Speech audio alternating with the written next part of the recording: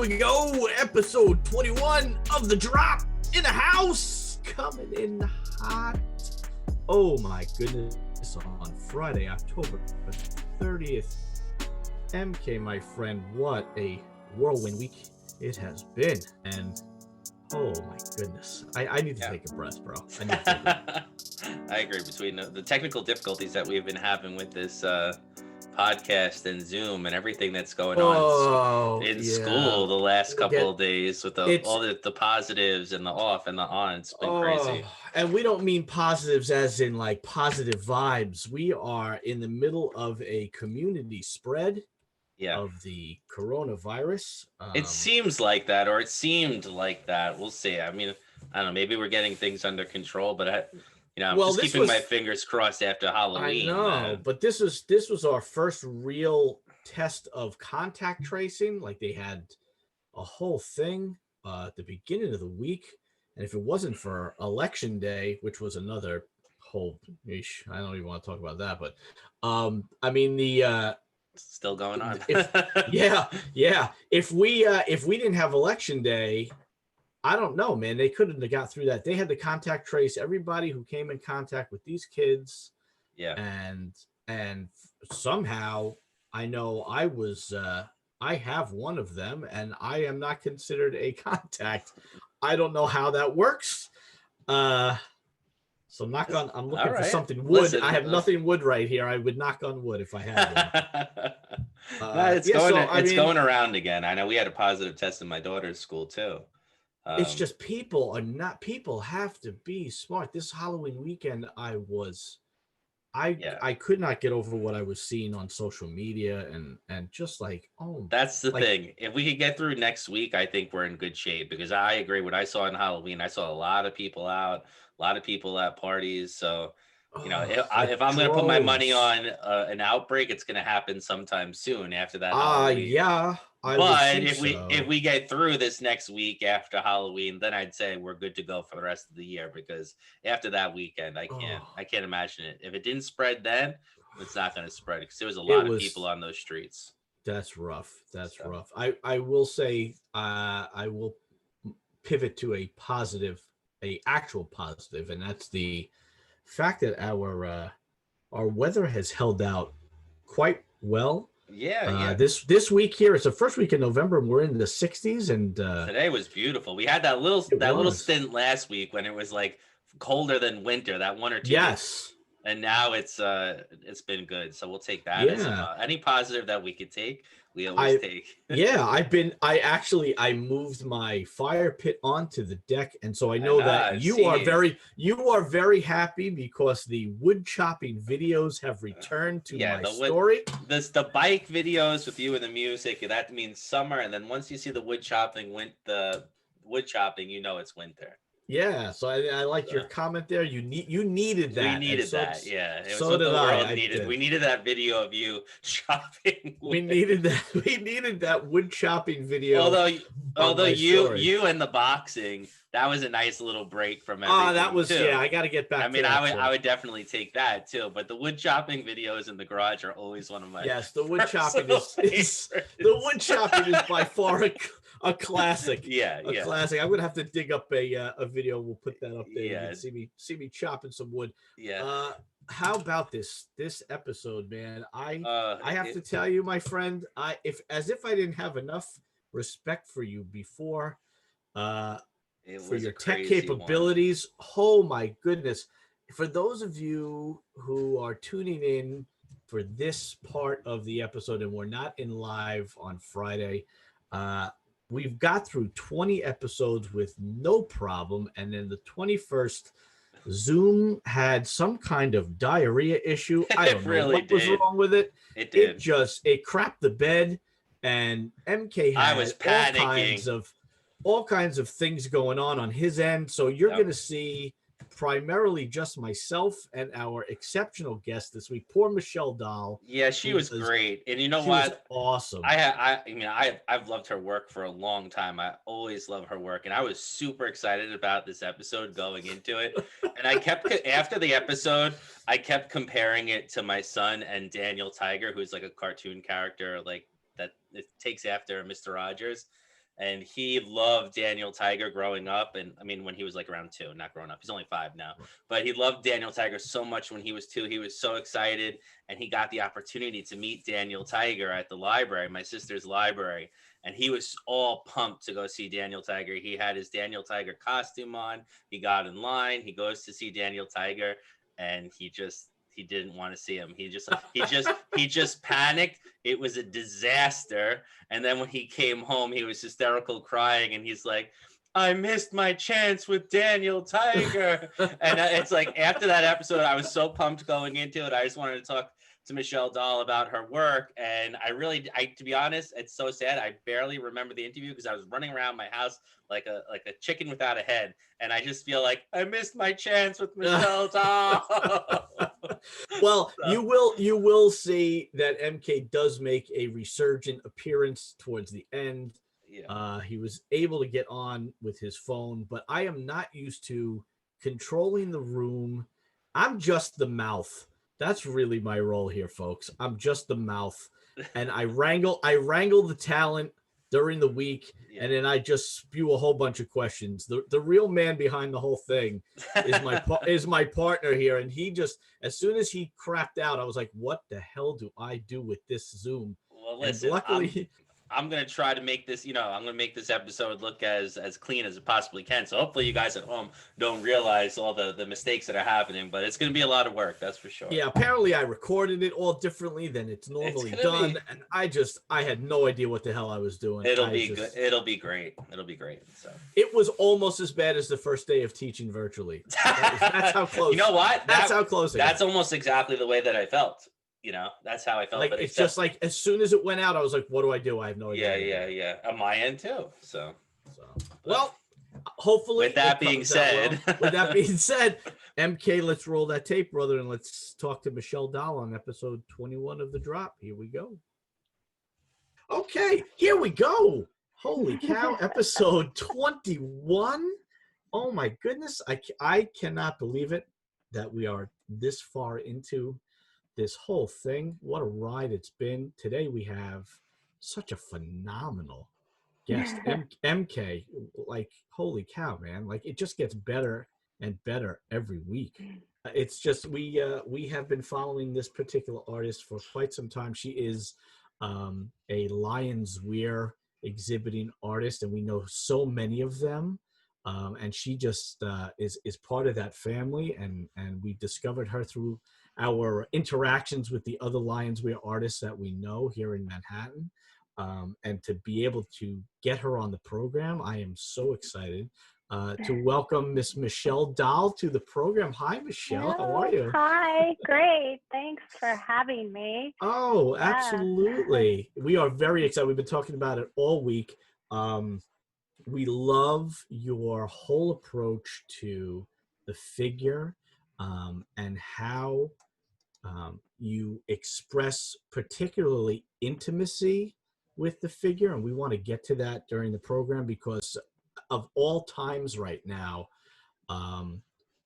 we need it. We really do. It's something that I feel right now, especially now in this time where we're starting to feel a resurgence of COVID, and we are very nervous about things going back to spring-like environment where we were locked in. We were just talking about it before the program started, how Mike and I just got word less than 40 minutes ago that we are going fully remote for at least Monday, our district, the high school building in particular.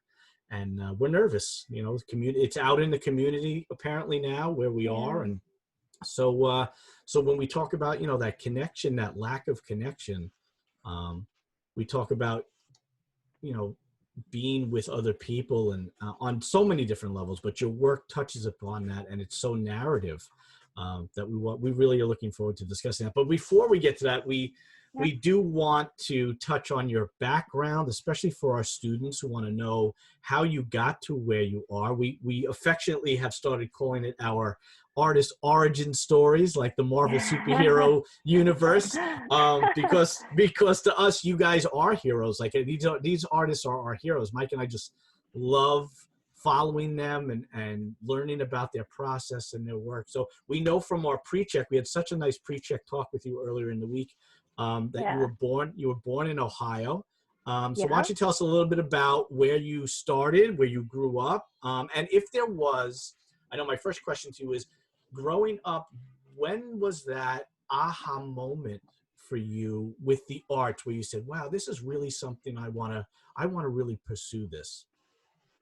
Yeah, well, so I grew up in, born and raised in Canton, Ohio, North Canton, I was raised in. And then I was, well, as far as like being an artist in that aha moment, I mean, I was an only child until I was 9 years old. And so it was like kind of that only child finding things to entertain themselves, and drawing was something that was always there for me. It was kind of always a safe space for me, just to get lost in my own imagination. And I always was copying things, you know, like I would copy cartoons, I would copy magazines, like, you know, People magazines, stuff like that. I remember doing a drawing of my bedroom, you know, and like drawing everything in it. So I, you know, it's like kind of reflecting on that idea of these intimate spaces, and remembering that that was probably the first time that I connected with my own intimate space by drawing the intimate space of my bedroom. But then it was time for me to go to college. Actually, during high school, I took a lot of art classes, and you know, I was going to say that. Right. What kind of, I mean, how was the program in your high school? Was there a big emphasis on the arts, or was it kind of just like, kids took it and it was great, but not a big deal? I mean, I would say that to me, I don't ever remember it being like this big deal, but to the ones that were in the program, it was a big deal. Right. We pretty much, you know, every break we could get, we would go back to the art room and hang out with Mr. Palmer, was our teacher. And I would say that was kind of a small community within the school in creating art then. But you know, it was just something that I did, and I never thought of it as a career per se. Like I, you know, would have liked that, but I just couldn't visualize what that would look like or what that would mean at the time. I mean, I just lived in a small hometown area, so art wasn't this thing that I was really exposed to, other than, you know, drawing, a little bit of painting, but not really wrapping my head around the idea of, you know, being an oil painter or anything. Right. And then I went to school, starting off in undergrad as a graphic design major, because that was the closest thing to being an artist and making money and being practical. You know, my parents were going to spend their money on something that was going to be a practical approach to life, you know. So, but yeah, that was the start. But then I took some art classes, like drawing classes in college, that were like, oh, this is I like this, you know. But then I took some time off school, had a baby, traveled, and well, not in that order, but so but it all led me back to Ohio again, and then I went I went to Kent State University when my son was 3 years old, and then I wanted to pursue art as a career then. So then I started taking just purely fine art classes.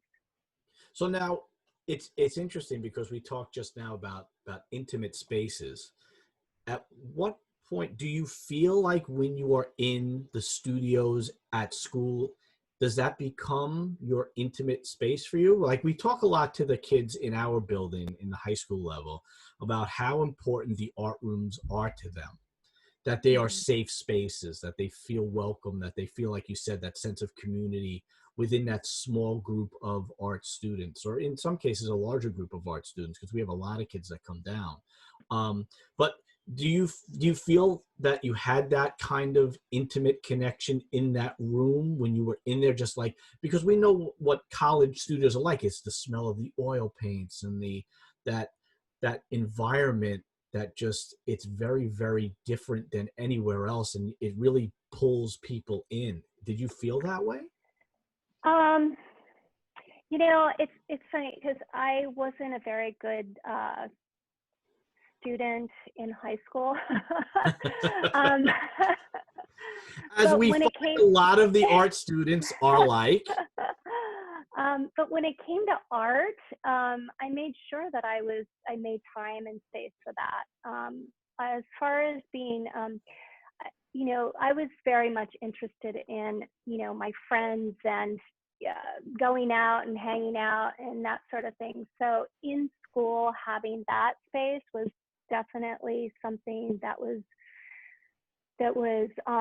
welcoming for me, and like allowed me a way to feel like I was good at something in high school. Whereas like, I just, you know, it's not that I wasn't smart, and actually now I've found that I'm dyslexic, so and it all kind of makes sense to me why I struggled a bit in high school. But I would say that especially for, it was a different time too, you know. I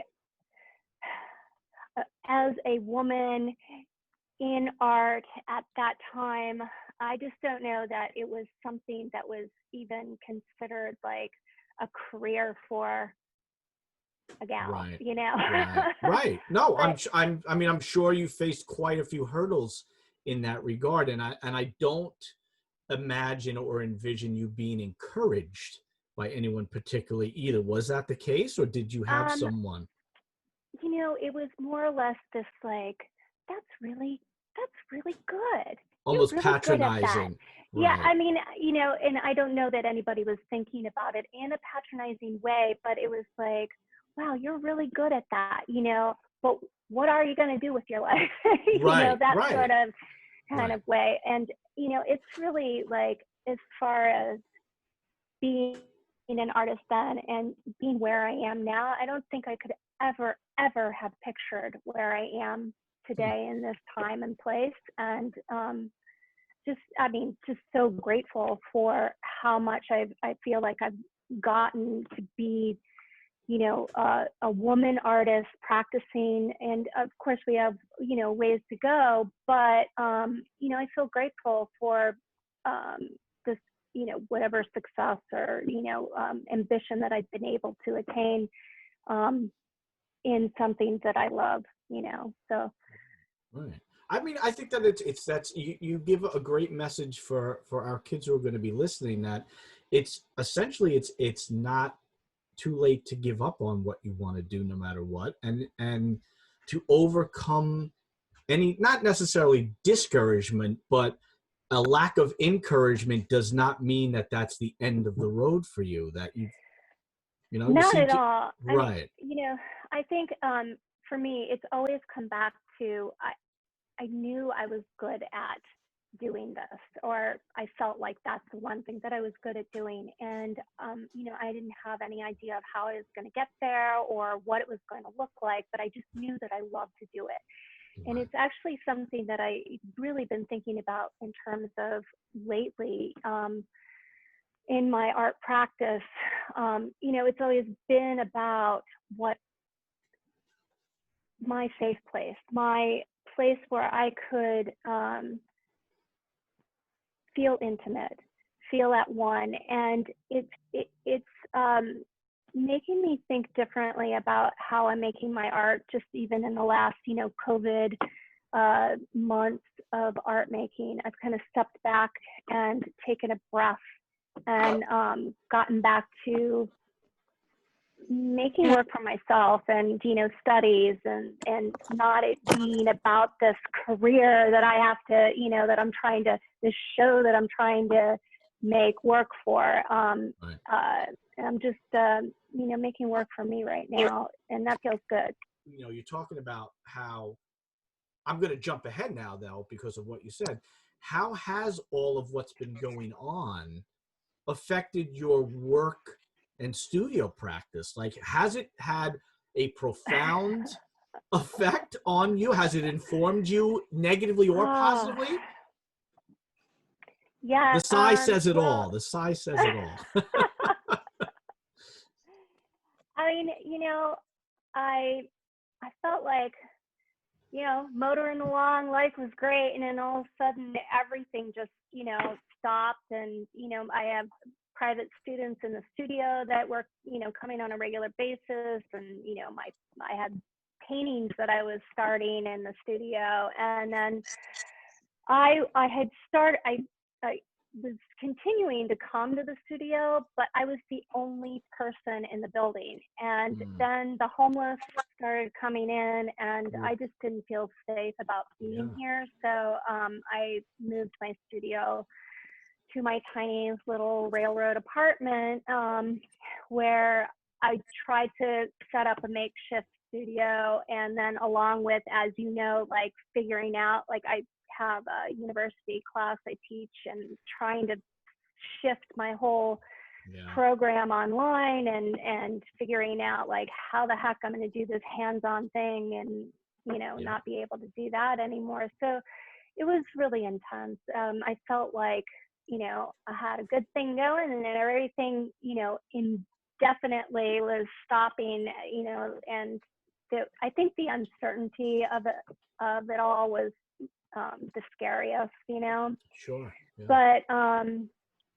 But once I worked through those initial, like, month and a half, 2 months, and trying to paint, and realizing that I felt too anxious and too distracted. I needed to figure out, like, the thing is, one thing that's amazing about being an artist is that you're on this constant discovery of learning about yourself, right? Yes. And if you don't pay attention to that as an artist, I don't think you're in service of your art, in the sense, if that makes sense at all. No, absolutely. So there were things that I realized within myself that I needed to pay attention to, fears that I thought I'd work through, that I actually realized that I needed to stop and pay attention to. So I, kind of nurtured myself and mothered myself, and out of it, actually, it was interesting because like a lot of my work has been about motherhood, and ironically, I was thinking about that idea about painting about motherhood, but when I really needed to actually mother my own self.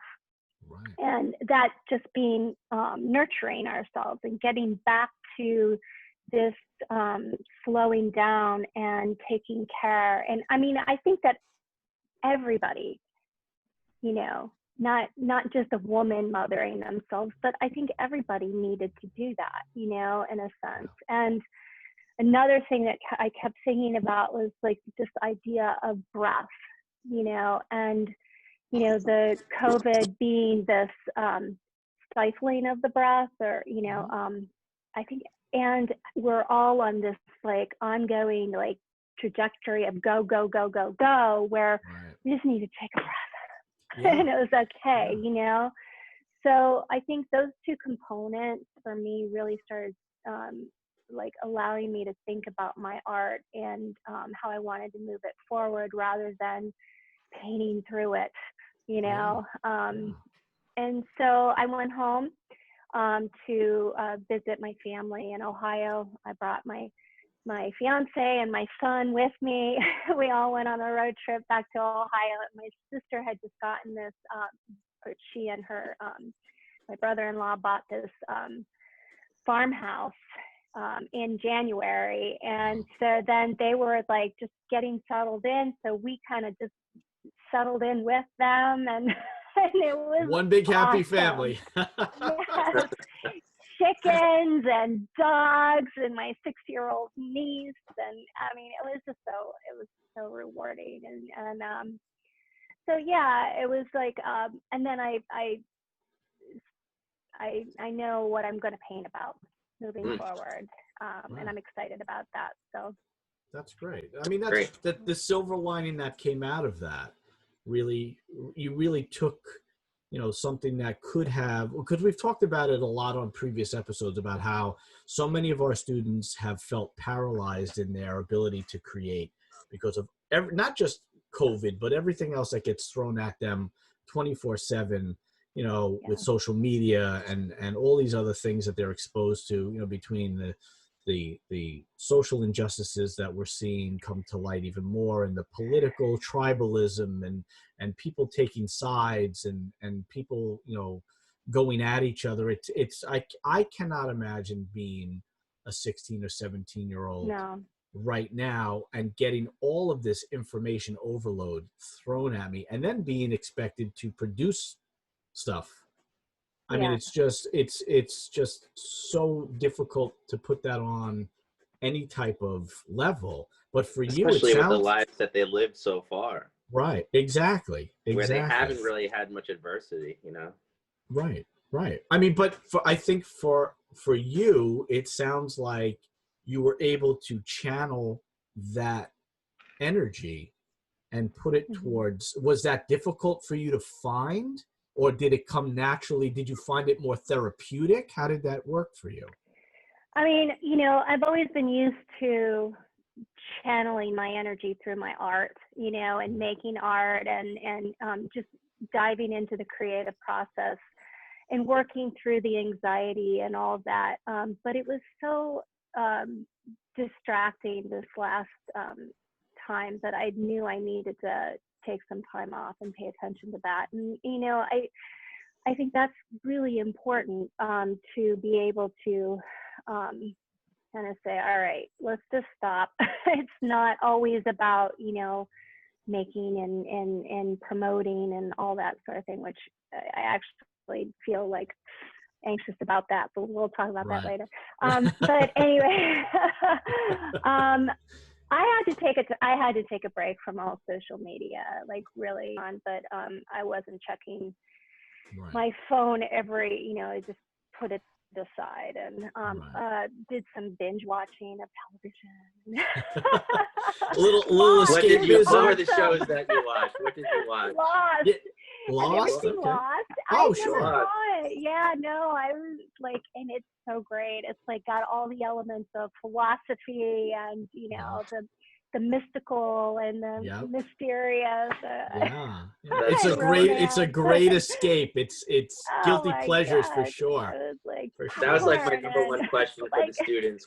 What shows did you watch during quarantine? That's the number one question. I think it says a lot about your personality too. Like, the things that you gravitate towards when you're under pressure or under stress, I think really define your character. The fact that you had the wherewithal to say, I'm not going to be able to work through this my normal way, which is creatively.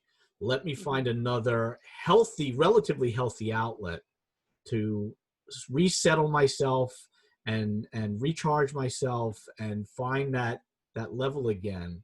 I think it speaks a lot to your character, Michelle, about how you were self-aware enough to step away and realize that if I push it with what I'm used to, I'm not going to be productive. And then do you feel like you would have shut down if you tried it that way, or you just were just like, no, I just know I can't do that right now? Well, I think mainly it's about, I'm on a constant quest to like be my best self, right? And if I'm not going to show up to the canvas and be my best self, then I got to like step back and kind of reevaluate some things. And, I have, for the last 4 years now, I've been an avid meditator, and I'm into like reading about all types of things, from self-help to spirituality to blah blah blah, like I'm all into it.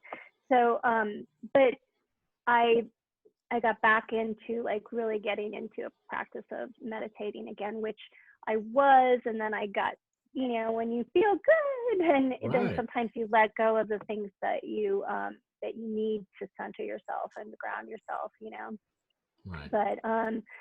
But yeah, so and like a lot of it too is I was taking like listening in lectures, that was the one thing that was so great about all of it, is like I felt like I was a student again, and that I was able to sit in on podcasts and lectures that were never, or I was too busy for, or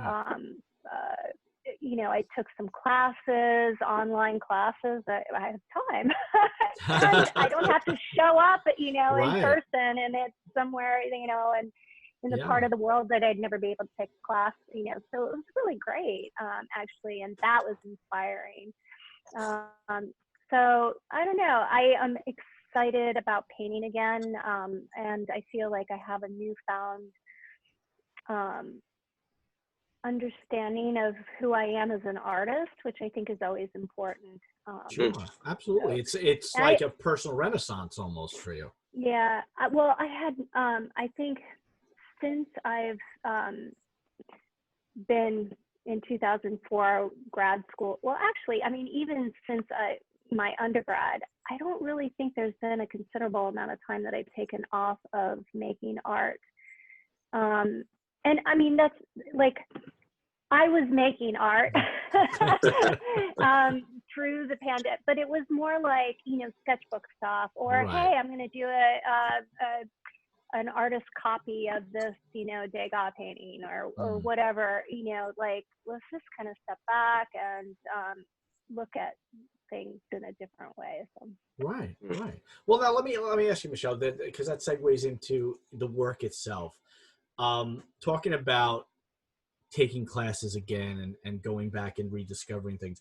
At what point, because your work is so, we just discussed it before the program started about the intimacy level and the quality of the paint itself. Where, at what point in your studio practice, in your career, does this signature look, this subject matter click for you? Because for those of you who are not familiar with Michelle's work, she does beautiful figurative work, but it's on a different level. It's not just like MK. I'm thinking about figurative painters that we've talked to, like Aaron Nagel, who does a straight up portrait, fantastical technical skill. But what Michelle brings to the table is a narrative that is so human in her work. Where does that subject matter? When does it hit for you, Michelle, when you're like, this is exactly the stories I need to be telling? By the way, I love Aaron's work, and I saw he was the only one that I got to see of your podcast, and I was his was a great interview. We enjoyed awesome. That, and I can't wait to check out everyone else's, Frank Aridi and everyone. So anyway, so I've been painting about. I'd gone through a divorce, and I was a single mom. My son was 5, and thinking about like painting was a sort of cathartic thing for me. I would go into the studio, paint about my life, and kind of get to this. I was painting about myself and about this sense of disconnect and loneliness I felt, and it was really I'd go to the studio and it felt like I was on this perpetual hamster wheel of this constant feeling of living through this experience, and I just felt like in order for me to kind of get out of that space, I needed to start painting about what I wanted in life. And So actually, I was working with a life coach, and she said, so if you were making paintings about what you wanted, what would that look like? And I was like, I know exactly what that would be, you know, like bingo. I know. Yeah. So that was like really kind of an opening experience, awakening for me, aha, if you will. And so I had some friends of mine that I felt close to, and I thought they had this beautiful relationship and child and everything. So I asked them if they would model for me, and it was life-changing in so many ways. So one of the things that so like one, I'm working with couples that I know, right? And I am like a fly on the wall in a sense to witness their relationship. They allow me into their space, their intimate space, and you know, I try to not direct that much. I try to kind of just let them be how they would be. Obviously I'm there, so they know I am, but I try to like make it so that they have their moment in their space. And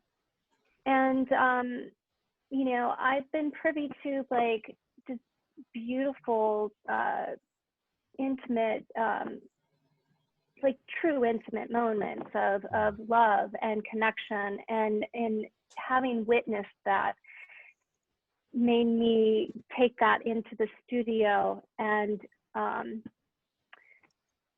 it's something that I revere, you know, I honor, and I want to respect that love that they shared with me in bringing it into the work itself. So it's not something that I'm going to make feel forced or fake or try and I want the realism to be real. Yeah.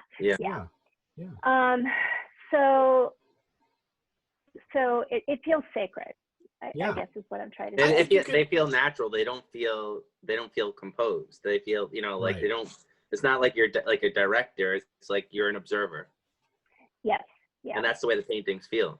Yeah, and you know, it's funny because I know that when I first started working with couples, they're like, well, what do I do? You know, and and so I like having in my own head, I would think, okay, I got to go in there, and I have this idea, and anytime I would try to, force my idea onto any couple or family or whatever, then they would look at me and freeze and pose. Right. Right. Yeah. And I'm like, that's not what I'm looking for, folks. Yeah. So over time, I've learned how to work with people in a way where they kind of hopefully forget that I'm there, and then I can capture some authentic moments in time. Right. Now, let me ask you. How long is how long is a shoot usually that you use for your reference photos? It really depends on the situation. Like, sometimes I'll work with a couple and come in and we'll have coffee and hang out, and then, we'll do the photo session, which maybe takes like 2-3 hours. And then we hang out some more, maybe drink a beer, and then I go. And oftentimes there have been times where I've asked to come back, and because I go into it not really. I mean, they are friends. Sometimes they're really good friends.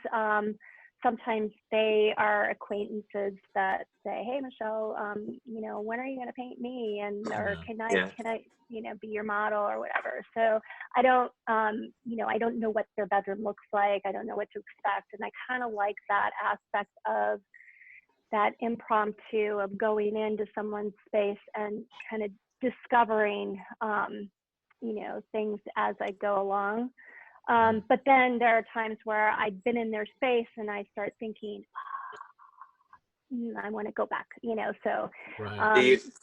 Do you bring, is the space authentic, or are you bringing, or, you know, I mean, I say like not directing them, but are you bringing anything? Are you playing around with lighting in the room and stuff like that, or? I love when there's a window. And sometimes there's been times where I'll go there, maybe their bedroom doesn't have, like, it'll be a railroad apartment and their bedroom doesn't have a window. Like the last couple that I worked with, they're like, we can bring the mattress into the living room. And I was like, okay, let's do that, you know, because their bedroom was in the middle section of their apartment. You know, New York living. They're like, well, we do this in the summertime because it's, you know, right by the air conditioner, but in the wintertime we'll move the bed into the other room anyway. So there was some authenticity to that too. But I guess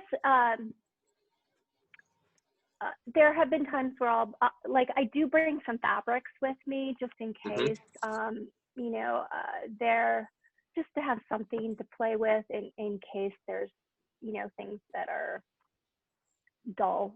I mean, I want to be painting, also, like, you know, part of the intimacy also is getting into those little, you know, details of fabrics and stuff like that.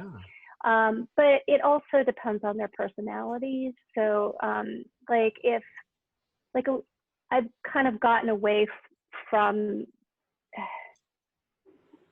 if they want to be nude, they can be nude. If they want to be wearing lingerie, they can wear, if they want to wear their stripy pajamas, and, you know, like, I let them kind of costume themselves, if you will. Right. That's interesting. I was going to ask you that. That was going to be my next question for Michelle. So let me ask you this now. It's fascinating. Well, I'm going to make a statement first, but it's fascinating that the underlying theme so far has been about discovery, whether it's you discovering about yourself, but now how you're discovering your acquaintances and the intimacies of your friends. Is there a range of, I'm looking for how I want to ask this. Does it inform you differently depending on the level of intimacy you have in that friendship with that couple? Like the people you know very, very well, does it come across differently in the finished painting for you? It's well, yeah, actually sometimes it can. That's an interesting question, because there are times when I'm working with people that I know really well, and maybe they actually feel a little bit more nervous, you know. It's a lot of times it's the person that I walk into the room maybe not knowing as well is more nervous at first, but then at the end they're like, that was so much fun, you know. So interesting. I mean, you never know what to expect, but I do. So, like my family, my sister and my niece, I've painted them many times, and there's such a deep connection that I feel, such a deep love that I feel, and I mean, like, I don't know what it is about those works, but they seem to resonate even more than some of the, I mean, and I try and put my, you know, this love, if you will, this, you know, into the work, the honor that I feel for the people. But there's something about this love of this, you know, my sister and this little girl, or, you know, my son, or, so it there is something a little bit more special or deep. Right. Well, I mean, and do you feel it when you're in the throes of producing and creating it, and you're cropping it, and you're figuring it out, and then you put that first brushstroke down? Do you feel that certain level as you're working, that this is a quote unquote more important piece for you because of who it is? That's, yeah. I mean, I almost feel like sometimes it's hard not to. You know, I mean, as much as I love my friends and I love, you know, working with everyone in the couples and, you know, honoring the mothers and children and everything. I mean, there's just something so, your heartstrings are like, it's, yeah, I can't, I have Absolutely. to say it's yeah, I mean, and I absolutely love that you are being open and honest about it and authentic in your answer. Like, it's okay to say, yeah, I paint my family with more passion than I paint my friends. There's nothing wrong with saying that. I was just curious to wonder if because your work is so moving, and as a viewer, I'm not sure your relationship with each individual couple in each painting. So for me, I see a body of work that just screams humanity no matter who is the subject matter. But to find, you know, directly from your mouth who is technically, quote unquote, the most important in that series for you to paint, I find fascinating, because I know when I'm painting as a painter myself, I do feel a deeper connection to certain subject matter than others, but it's not always personal. For you, it's all personal. Have you ever thought of using complete strangers? Oh yeah, I've thought about doing that. You know, Eric Fischel hires, I love his work, and he has done series where he's hired actors and had them acting as though they were a couple. And that was really intriguing to me as far as, like, I think it would take the right two people in the right scenario. I mean, that's what when we're looking at a movie, we're watching actors, you know? Yeah. Yeah, I've definitely thought about that. But for the purposes of, so one of the things that I was talking about how I started this series is it needed to be real couples in real relationships for me personally to, when I'm painting, it's a meditation that you're thinking about, you're studying, that's in your mind's eye of what you want in your life. So, you know, actors are acting, and I didn't want a fantasy, you know, right. I want something that is authenticity. That I know. Yeah. And like, look, I know that everybody has their, you know, relationship. They're not all perfect. And I know that there's, you know, trouble in paradise often. But what do I want to paint about? I want to paint about love, and I want to paint about connection. I don't want to paint about pain. My own pain will seep through. So like, no matter, the image is that for me to meditate on, right? And whatever I'm experiencing in my own life, whatever pains I'm going through, is going to come through in the process of the narrative that I'm painting. So like, oftentimes, especially at the beginning, people would look at the work and say, I don't understand. This is so beautiful, but I feel pain. It feels sad to me. And I was like, yeah, because I was going through a lot of pain when I was painting that, you know? Yeah. And I think that's kind of interesting, as I'm, you know, reflecting on things like you, if you're going to paint about pain, it's almost like it's almost too much in a sense. Yeah. Like, if you're going through pain and you're painting about pain, that's a lot of pain. I understand the cathartic, you know, that it can be, and obviously, like, there's people that paint about that comes through, and I'm like, oh my gosh, wow, that's amazing. Right. But it drains you. It does drain you, yeah. But I think that, like, the dichotomy between love and sorrow and sadness, or even in painting about love, it's like, you can't stay in this heightened state of love all the time, right? So to paint about it, you go through the range of emotions which adds another level into that narrative. Does that make sense to you? So yes, I think it adds another like spice in the pot that you're like, I can't put my finger on what this ingredient is in this. But it's coming through loud and clear. Yeah, or something's coming through, and maybe that's the mystery, or maybe that's the another onion layer of this. So now, so when you are in the throes of a painting, Michelle, is that conscientiously on your mind to draw the viewer into that narrative by giving them little pieces like that and hoping they pull it out for themselves? Are you trying to dictate that narrative, or you just want people to take it for what they see? Yeah. I mean, I think the moment you start manipulating, it starts feeling like people can read that. I don't want to manipulate, I want it to feel real. So if I start, I mean, look, painting about love is like, that's a hard subject matter, right? Because it borders on that line of, Hallmark card, or the sentimentality of things, and I'm not trying to shy away from sentiment, and, but I don't want there to be an over sentimentality to it.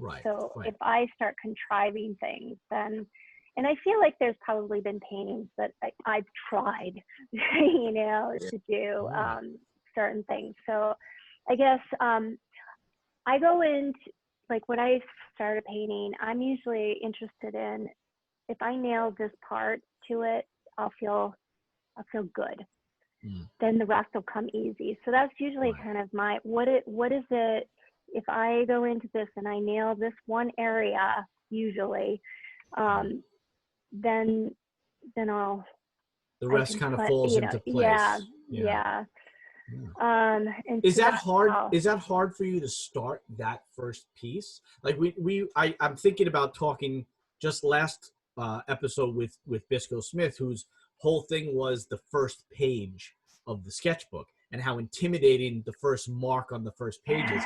Is that how you? Right? Yeah, is that how you feel though when you have, because you work so large scale, and for painters sometimes scale can be very intimidating. And it's not like you're just throwing the paint on. You have a very, very planned out approach, it seems to me, about how you want to compose the imagery, how you want to structure the imagery, and then you have to dive into it. So it sounds to me like you go right for the jugular and go for the hardest part first. Is that is that a moment where like you're very nervous about making that first mark and nailing it right away? Well, if I'm too tired or I feel like exhausted, I won't start the painting. Right. I want it to feel like my energy is in it, and I'm there. So that's, and I'll start at the beginning of the day and work through. And I can tell right away if this is going to work or not. And if it's not going to work, sometimes there are many paintings that I just let go, and that's okay. Yeah. Do you ever revisit after? Like, have you ever not given up on, but say like, this is not going to work, and then maybe a couple months later, it's chewing at you and gnawing at you, and you're like, oh, maybe I should go back in and try it again. Have you done that with things that you've quote unquote given up on? Well, sometimes you turn it to the wall and you'll turn it back over and you'll say, or I'll say, that's not so bad. Right. All right. But I'll work on probably about 3 paintings at the same time, usually. COVID is a different experience, but usually I like to work, so I'll work on one main big one, and then I have usually like some small ones going at the same time. So the idea of the last show is as above, so below. So you're working on the macro and micro level So the premise of it, the idea of it is that whatever we focus on in our micro world, it affects the macro, and the macro and the micro are one. So I thought it would be interesting to do large scale that are larger than my body intimate paintings, and then small scale contained within my body intimate paintings. And it's a different sort of way of painting. It's like when I've got something that's so small, you know, it's this kind of movement, you know, but then you know, working on something large scale, you're working with your whole body, right. And more of an arm movement. So I feel like I work best when I can get excited about, get into that, you know, energy of moving into a painting and using my body, and then I need a break sometimes, and I like to sit down and do something that's small and intimate in a different way. There's that push and pull. And they play off of it. Yeah, they play off of one another. So I like to feed off of one painting to the next, you know. But it's so funny, is that by design? Is that, I'm sorry to cut you off, but is that like, do you try to let pieces inform other pieces as you go? Is that kind of the design that you have? Yeah. Yeah. Yeah.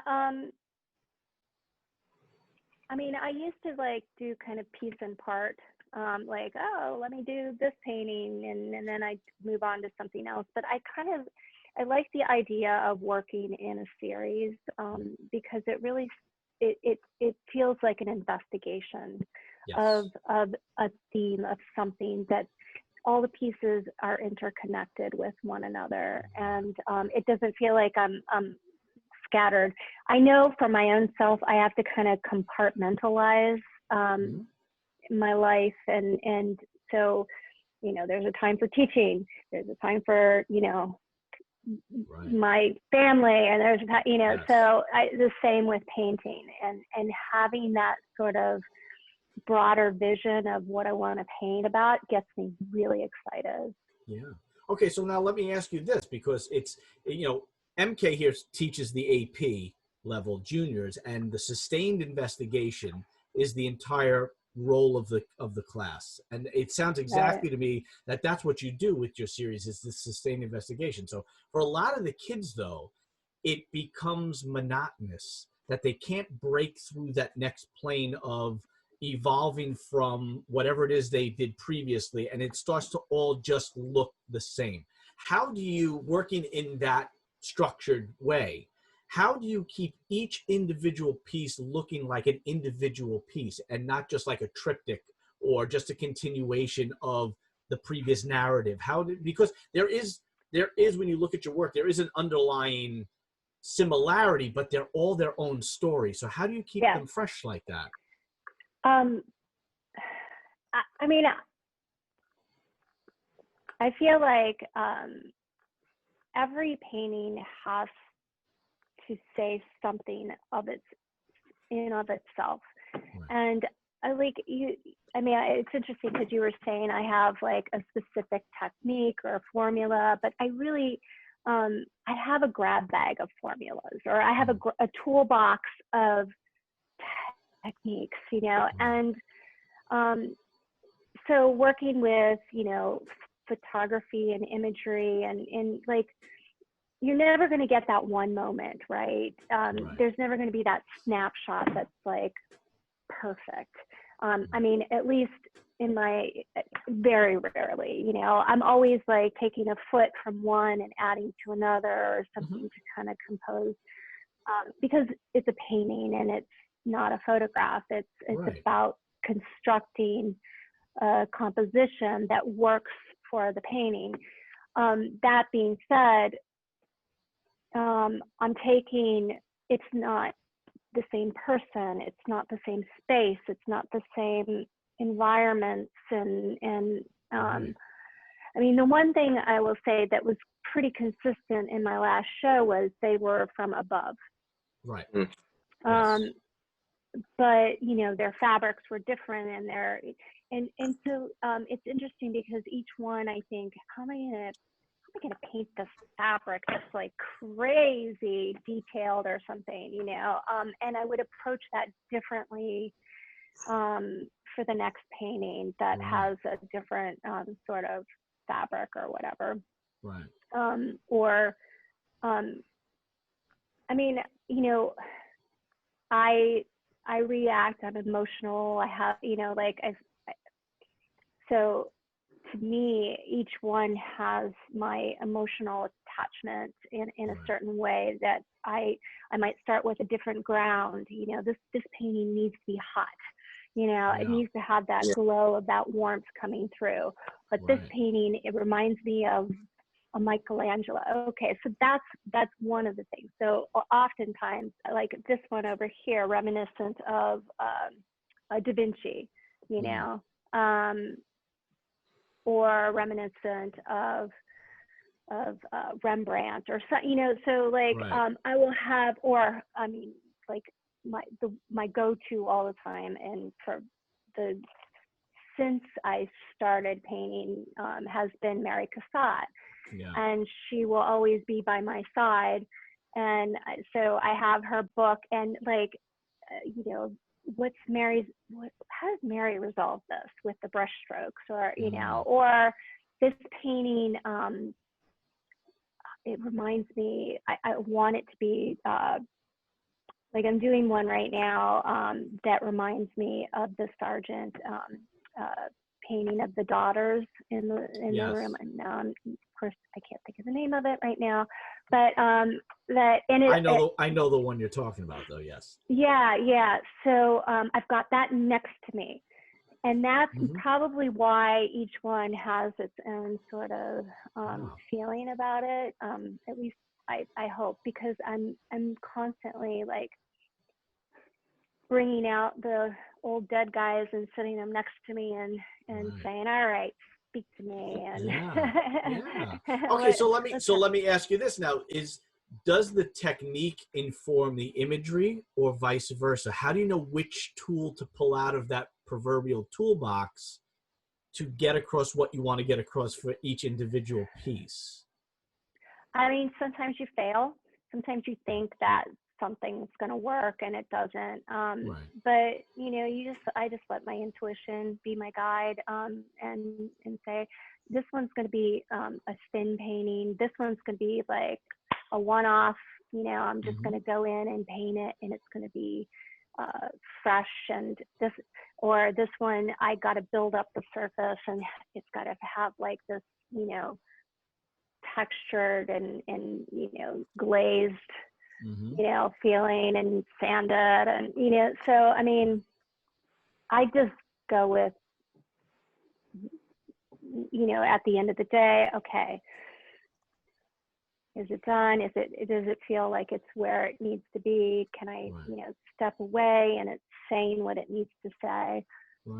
Right. It's beautiful to hear you explain the process by which you think it through also, because of not just the subject matter being intimate relationships, but it really sounds to me, and just my opinion, that you also develop a relationship with the piece as you're working with it, which is twofold. So like, just the way you're explaining it through how I'm hearing it is, it's all relationships. Everything you're doing, the relationship between you and the canvas, the relationship between the models in the photograph, the relationship between the technique you're using and the result you want.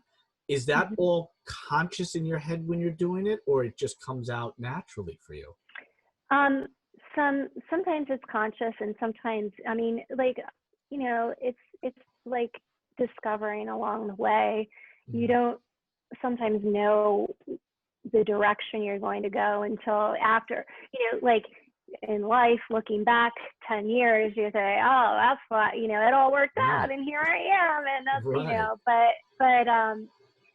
but yeah, I mean, as much as you, like, I want to be surprised along the way, and I have like, you know, I can teach a certain way of painting that's going to turn out and look like a photograph, you know, but I'm not like, the photograph for me is the reference. It's the starting point. It's the memory, the relationship that I have experienced and I'm responding to it. So then how do I interpretate that into what I want to see in my mind's eye? Right. MK, it's just, I think the message here is exactly what we preach about the journey being more important than the result, because Michelle's journey is all throughout the process from beginning to end, and that how much she embraces it and how conscious she is of it in the moment.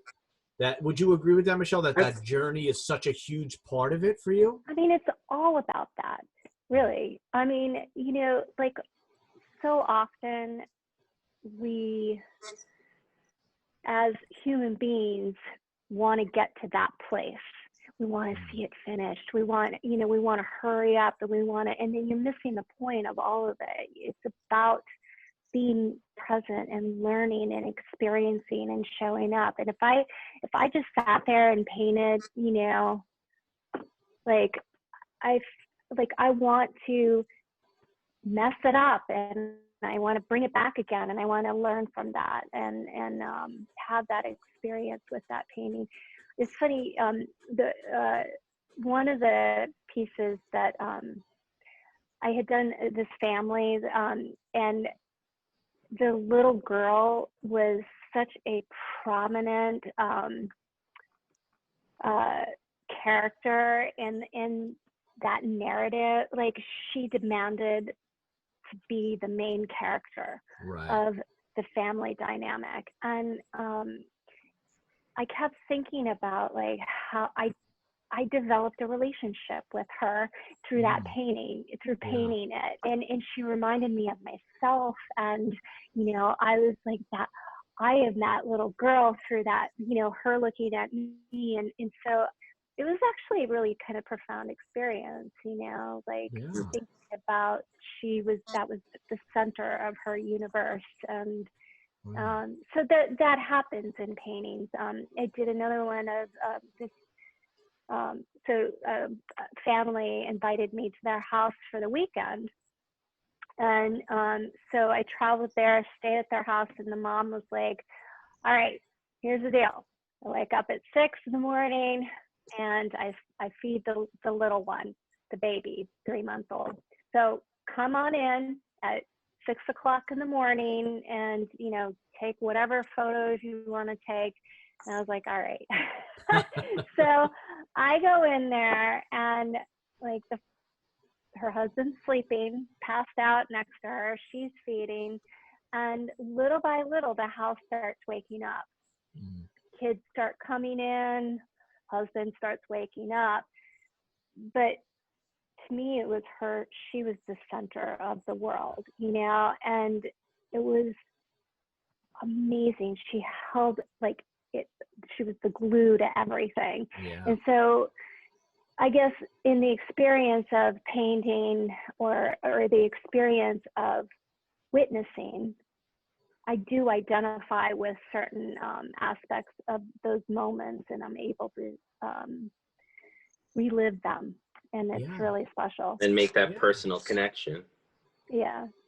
You have such a profound connection to your subject matter and your process. I'm just curious, being a mother, has it been back and forth? Like, obviously your experiences have informed the work, but has seeing the lives of other mothers and other parents informed your life through the work?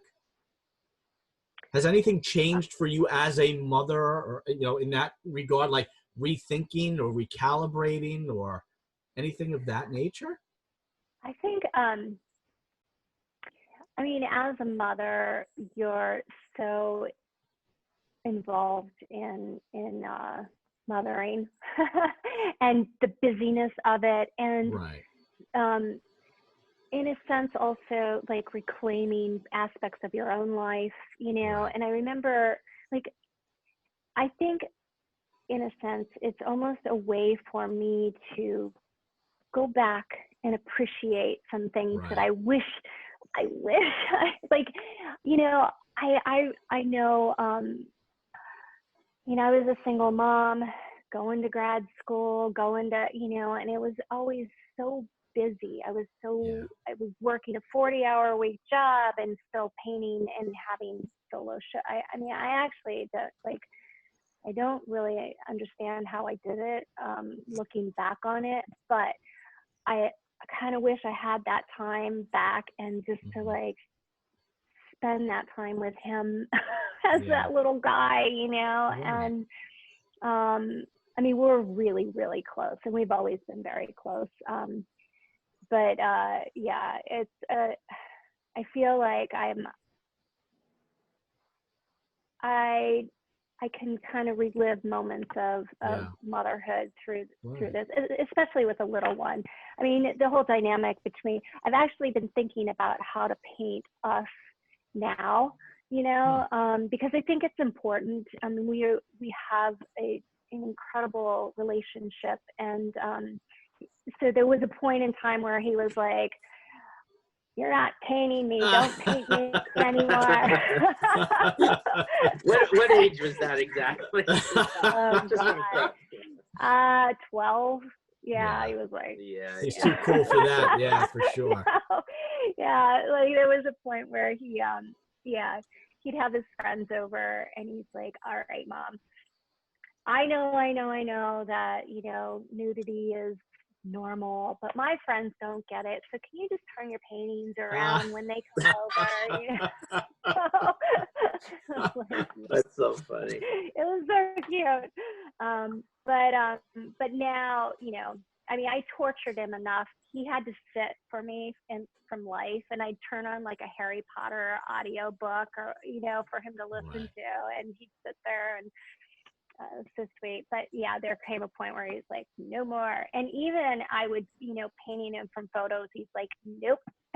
Yeah, really. So, how many times would you say you've painted him over the years?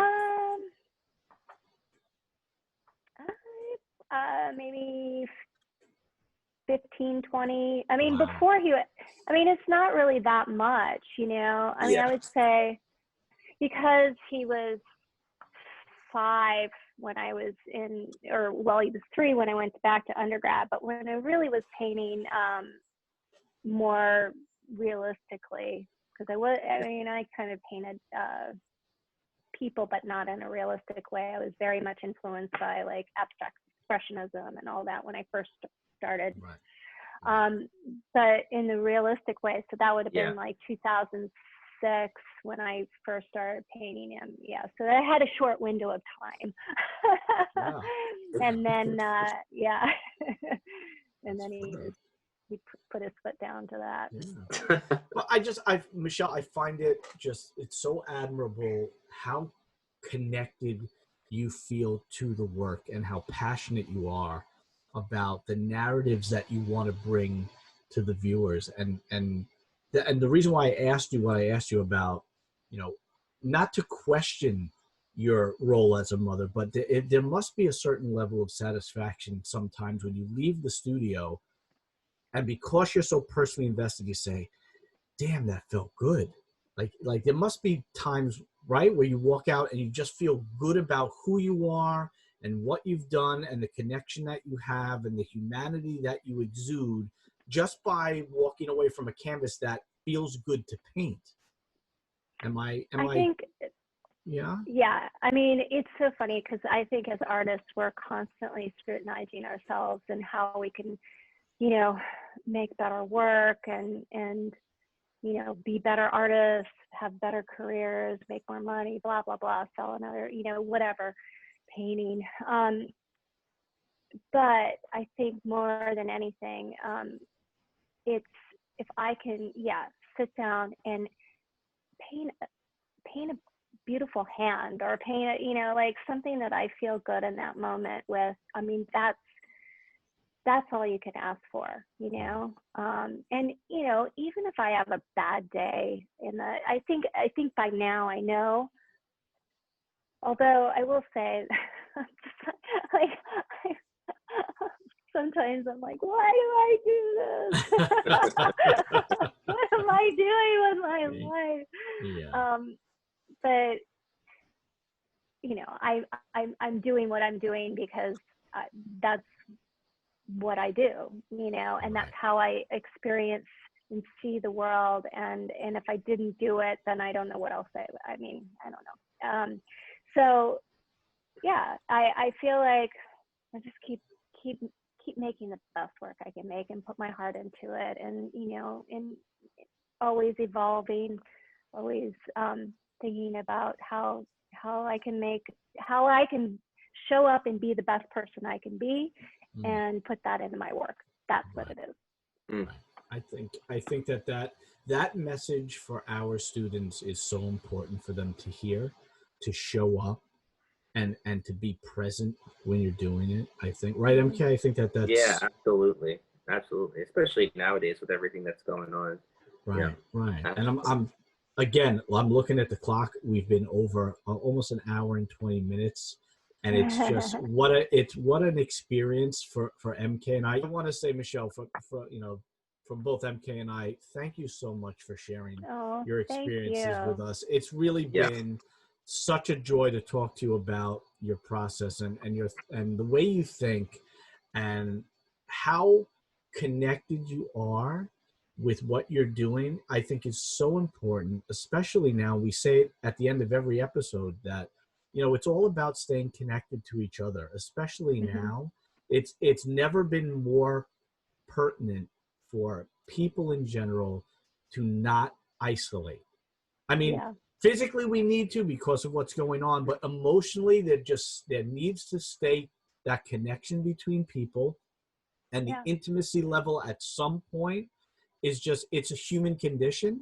And I think to have you on, and now that we get to know the person behind the work, it makes absolute sense why they're so beautifully done and why that humanity comes through so exquisitely and with such technical mastery. And it's just beautiful to see that it's got you all over it, having gotten to know you. It really has. Right, MK? It really has. Absolutely. Yeah. It makes sense. It does. It really does. So again, thank you so very much. And to everybody who tuned in, thanks for dealing with us at the beginning there. And we stayed clutch, MK. We did okay. Episode 21, we did. One for the books for sure. Certainly interesting, but I don't think we would have had a better guest for that kind of situation where she didn't even blink an eye. Right. She just, she went right through it. But right over.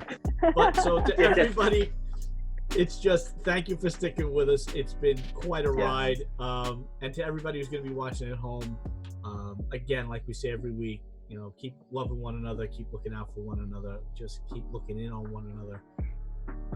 It's starting up again, especially around here. We know this thing is not going away, so we gotta stay smart, but at the same time, you know, don't leave people out, and let's all be together. So another great episode in the books. Thank you, everybody. Have a great evening, and everybody stay safe. And that's a wrap. Thank you. Thank you. Thank you, Michelle. Thank you, Michelle.